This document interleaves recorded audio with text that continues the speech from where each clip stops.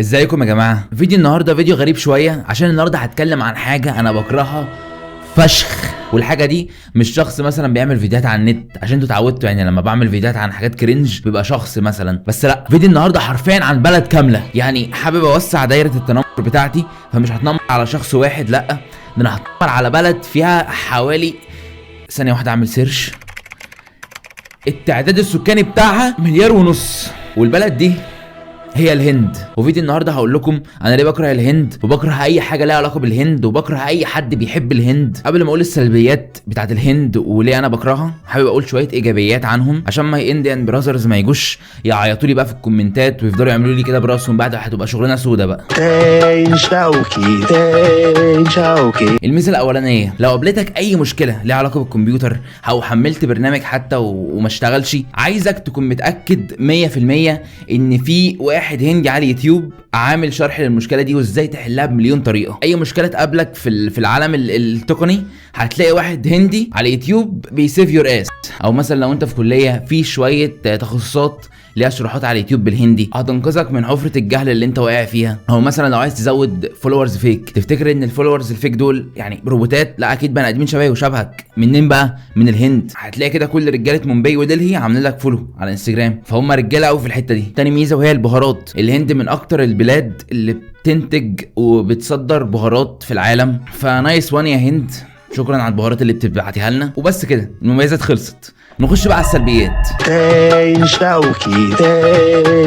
انا كواحد مصري عارف يعني ايه معاناة الزحمة، وعارف يعني ايه تكون عايش في بلد مليانة زحمة وناس وريحة عرق ممزوجة بعوادم السيارات. والهند فيها 1.5 مليار بني ادم، اكتر بلد فيها بني ادمين في العالم. ايوه، عدت الصين، عشان اللي هيجي يقول لي الصين هي الاكبر. دي الحاجه الوحيده اللي الهنود عرفوا يتفوقوا فيها، هي تعدادهم السكاني. في طفل جديد هناك بيتولد كل ثانيه حرفيا. عبال ما اخلص الفيديو ده تعداد الهند مثلا ممكن يكون زاد بتاع 1,000,000 ولا حاجه. لو في دوله دخلت حرب مع الهند وحبت مثلا تنهي على شعبها، استحاله هتعرف تعمل ده، لان كل ما تقتل حبه هتلاقي في ناس تانية جديده بتدرس من ورا. الهند كمان عندها كل حاجه تقليد في العالم هناك. عم جمعه، دكتور غريب، كاني ويست في نسخه منه هنديه، بيودي باي في نسخه منه هنديه، تامر الجيار في نسخه منه بالهندي برضو، حتى هوليوود عندهم هناك بدلها بوليوود. مش هتفاجئ مثلا لو لقيت نسخه مني بتعمل فيديوهات في احدى ضواحي دلهي ولا حاجه.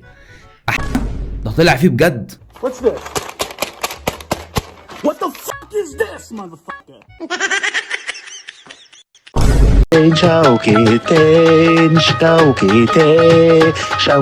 وهنا نيجي عند اسوأ واكتر حاجه بكره الهند بسببها، هي الاكل وكل حاجه تخص الاكل في الهند. الصراحه ده الشيء اللي الهمني ان اعمل الفيديو ده اصلا، بس اللي هو قلت اكيد انا مش هعمل فيديو عن الاكل الهندي بس، فقلت بقى احط باقي الحاجات اللي بكره الهند بسببها. فحضروا عيونكم عشان هتشوفوا اقذر وازنخ واسوأ وانيل مناظر ممكن تشوفوها في حياتكم. انا مش مسؤول لو في حد خسر خلايا من خلايا مخه من المناظر اللي هيشوفها دلوقتي. وهناك بيعجبوني ان مفيش حاجه ممكن توقفهم عشان يعملوا اكل. هنا الاكل مثلا من الراجل الطيب ده بطعم عرق الساعد، بطعم شعر الريست كده. بص الناس ورا يا عيني واقفين مستنيين حسابهم. الست دي انا متاكد انه عدى قدامها شريط حياتها كله، وواقفه بتسال نفسها هي عملت ايه عشان تبقى في المكان اللي شبه ده. ما عندكش ايد مثلا، استخدم باطك.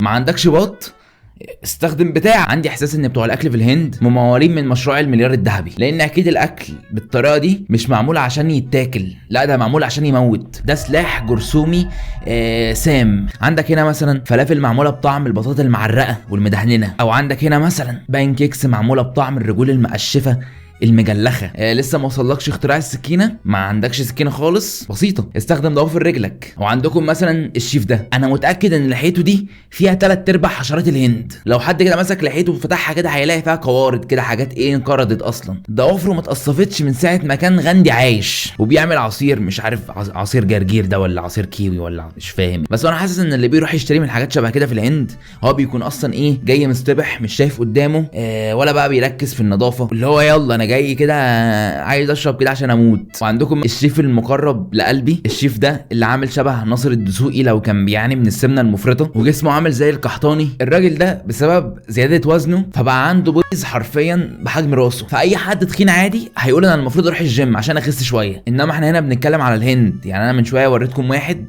عشان ده بس ضوافره طولت شويه وبقت حاميه حبتين استخدمها كسكينه. ده بقى مش هيستخدم وزنه في حاجه، لا اكيد طبعا هيستخدم وزنه في حاجه. فالبرو قال هل هسيب الدهون اللي عندي دي كده في حالها واروح اخس عادي؟ فقرر انه يستفيد من الدهون الزياده اللي في جسمه. فببساطه استخدم البوبي بتاعته عشان يعصر بيها ليمون، استخدمها كعصاره ليمون حرفيا. وهل انتوا كده مفكرين ان دي اخر سكيل عنده؟ لا طبعا، ده كمان بيستخدم الحركه بتاعت البطاط بتاعت عمه اللي كان من شويه بيعمل فلافل. لسه ما اتفاجئتش برضو؟ الراجل ده عشان يفصل الصفار من البيت ذات نفسه بيعمل كده ببقه، فبدل ما يستخدم معلقه او طبق لسه لا بيستخدم بقه على طول. فحرفيا البرو ده يعتبر شيف من العيار التقيل في الهند، من العيار التقيل قوي. بيستخدم بطاطه وبزازه وبقه، ومش بعيد يستخدم باقي الاعضاء بس بعيد عن الكاميرا طبعا. او مثلا الراجل ده اللي حرفيا استخدم باطه ورجله ومناخيره، وكان ناقص بس يطرطر لهم في الاكل. ومش كفايه انه اسود، وعموما حركه البطاط دي طلعت شيء متعارف عليه في الثقافه الهنديه. لازم تقريبا عشان الاكله تطلع حلوه في الهند تديها كده ايه لحسه من عرق بطاطك، او مثلا تشممها كده ايه ريحه عرق جبينك، تحط فيها شويه من شعر ديزك.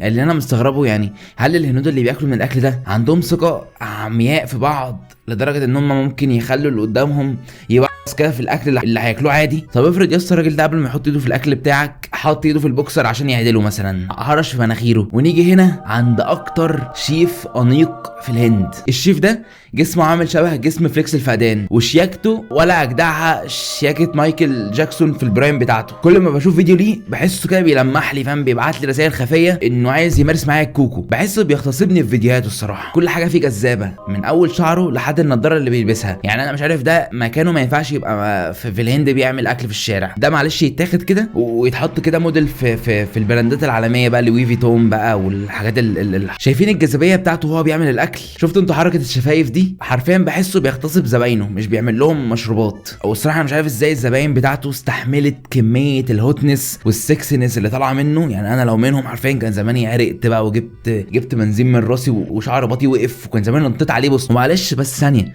مش الحركه دي بتاعت تامر حسني؟ بس للاسف يا جماعه الحلو مش بيكمل، عشان الراجل ده للاسف مش بيستخدم رجله ولا بيستخدم بطاطه ولا بيستخدم مناخيره خالص، ما بيعملش الكلام ده. وده اللي بيخليه يتحط في المركز الثاني بعد الشيف القحطاني في اكتر شيف جامد في الهند. بس الفكره ان هو متقدم على باقي الشيفات في الهند، ان هو بيهتم بنفسه، بيروح يعمل سيلف كير روتين. التانيين تحسهم حرفيا ما فيش صابونه لمست وشهم. وبجد شيء غريب انا مستغربه، يعني هو ازاي عايش حياه الاغنياء دي من بيع العصير في الشارع؟ يعني ده مثلا اكيد بيغسل اموال، او مثلا ماضي عقد مع قصر الكبابجي والماسونيه. ابن خالته مثلا زياد زازا، اكيد. بصوا كميه الفلوس اللي حاططها قدامه. البرو طلع حرفيا عنده لامبورجيني، اكيد ما جابهاش من بيع الكباشنيشو في الشارع. يعني المفروض مثلا يروح يتبرع بشويه فلوس للراجل ابو بوبيز ويجيب له عصاره ليمون بدل ما عاد يستخدم مش عارف ايه، او مثلا يعمل عمليه زرع طرف صناعي للراجل ابو فلافل ويبطل بقى يستخدم بطاطه بقى ويقرفنا. ففي تفسير اتوصلت له كده مع نفسي ان تقريبا الحكومه الهنديه بتدفع لبتوع الاكل في الشارع دول انهم يعملوا الاكل باحقر واقذر الطرق اللي ممكن يتعمل بيها عشان يقللوا من عدد السكان. يعني انا مش مستغرب ان هناك بيموت في الساعه حرفيا حوالي 1100 بني ادم. انتوا متخيلين الرقم؟ يعني عمو ابو بطاط ده لوحده مثلا بيجيب 100 كيلو في اليوم، والراجل ابو بوبيز ده بيلعب سولو سكواد، ولو الحكومه حققت معاه شويه هتلاقيه جايب نفس كلات الراجل ابو ربع شنب.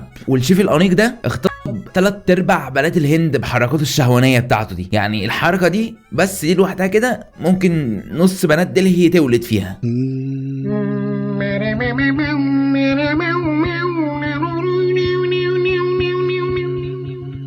لا ايه يا جدعان ده بجد؟ يعني انا طول الفيديو قاعد مستني الكومبو بتاع البطاط، حتى استخدم مناخيرك يا اسطى، ايدك، يعني اي حاجه. يعني ما شفتش ولا حتى فار كده معدي. كميه نظافه عيني وجعتني، عيني بجد وجعتني. فين وزاره الصحه الهنديه من التسيب اللي بيحصل ده؟ ناقص مثلا يكون لابس جلافز، ما هتكون كملت بقى. ايه؟ لا لابس جلافز ده لازم يتقام عليه الحد فورا. ده كده ده يتجاب في ميدان عام ويتعدم هبدا بالبقر. يجيبوا البقر تفضل تمشي عليه.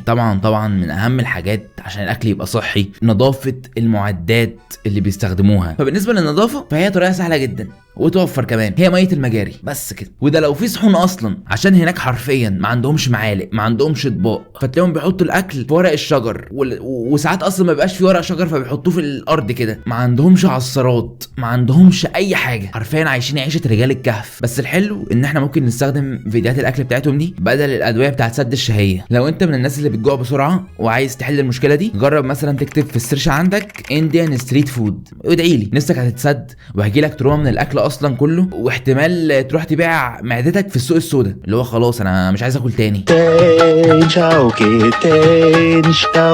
الهند تعتبر من اكتر الدول اللي فيها تعدد ديانات في العالم. حرفيا فيها حوالي بتاع 4200 ديانه، اللي هو حرفيا دول كل ما يلاقوا نفسهم فاضيين يلا انا اروح اخترع لي ديانه جديده، مذهب جديد. دلوقتي لو لقوا مثلا فار مثلا صرصار مثلا معدي كده ماشي في الشارع يلا بيتعاملوا مع الديانات دي مثلا كانها سكنز في فورتنايت كده، اللي هو يلا انا كل شويه هخترع لي حاجه جديده. وفي هناك معتقدات غريبه زي ان في ديانه بتخليهم يتعبدوا في الفئران. في معبد هناك معمول مخصص كده كله للفئران، والهنود بقى بيروحوا بقى يقدموا لهم فروض الولاء والطاعه، عشان هم عندهم اعتقاد ان الفئران دي بتجسد حياه الالهه اسمها ايه، كارني مات. هم عندهم اعتقاد ان الفئران دي هي كارني مات. فانا الصراحه مش مستعد اكون هناك والاقي فار معدي في الشارع اروح ماسكه هاري ضرب، الاقي حد جاي يتهمني بيقول لي انت ملحد عشان قتلت له الهه دلوقتي. ايه ده؟ وانا الصراحه الناس اللي بتتعبد في الفئران دي مش بيقعدوا كده مع نفسهم شويه كده على جنب يقولوا ايه نفسهم ايه العبط اللي انا بعمله ده؟ يعني انا حرفيا بتعبد في فار كان بيعمل خلطه بيضه بالصلصه في فيلم كرتون. شايف انت انحدار المستوى رايح فين؟ تفتكر زمان في بيتنا القديم كنت انا وبابا قاعدين لوحدنا، ففي فار عرف يتسلل ويدخل البيت، واللي هو اصلا كان فار صغير قد كده حرفيا. المهم ان انا وبابا حرفيا قعدنا الكام يوم دول لابسين كده زي ايه والتر وايت وجيسي في بريكنج باد وهم بيعملوا مس، وما جالناش نوم ساعتها غير لما قضينا على الفار ده.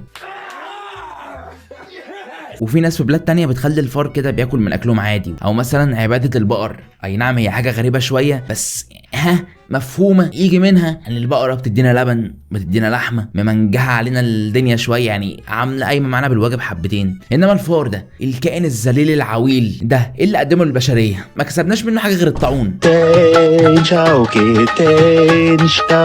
ببساطة كده الافلام الهندية مش بتعترف باي قوانين من قوانين الفيزياء، اللي هو قبل ما يعملوا اي فيلم يلا يا ابني اينشتاين من نيكولا تسلا ميتين نظريه النسبيه لميتين نظريه الجاذبيه، كل ده يا ابني كده خده كده ارمولي في الزباله. مفيش هنا فيزياء.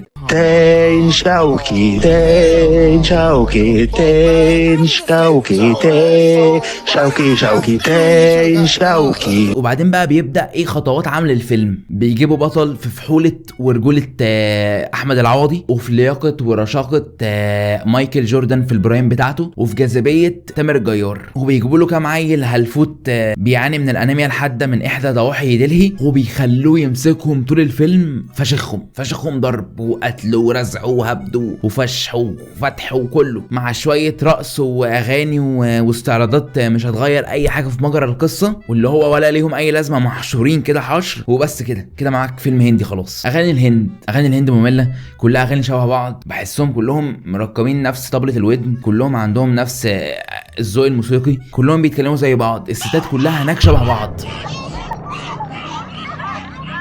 البلد دي بجد بلد مملة، ودي اخر مكان انا ممكن اروح له في حياتي. ولو الهند لها مليون كاره فانا اكيد واحد منهم، ولو الدنيا مع الهند فانا ضد الدنيا، ولو الدنيا ضد الهند فانا مع الدنيا، ولو مات كل كارهين الهند فده معناه ان الشاطر مات. فبس كده، لو بتكرهوا الهند شبهي اعملوا لايك وسبسكرايب، ويا ريت بجد تعملوا سبسكرايب عشان عايز اوصل ل 100,000 عشان قربنا جدا، واعملوا لي فولو على الانستجرام ببقى اكتف هناك. ولو انت بجد بتحب الهند فانا يعني انا مش عارف انت عايش ليه يا اسطى، يعني بجد يعني روح موت نفسك. وبس كده، اشوفكم في الفيديو الجاي، سلام.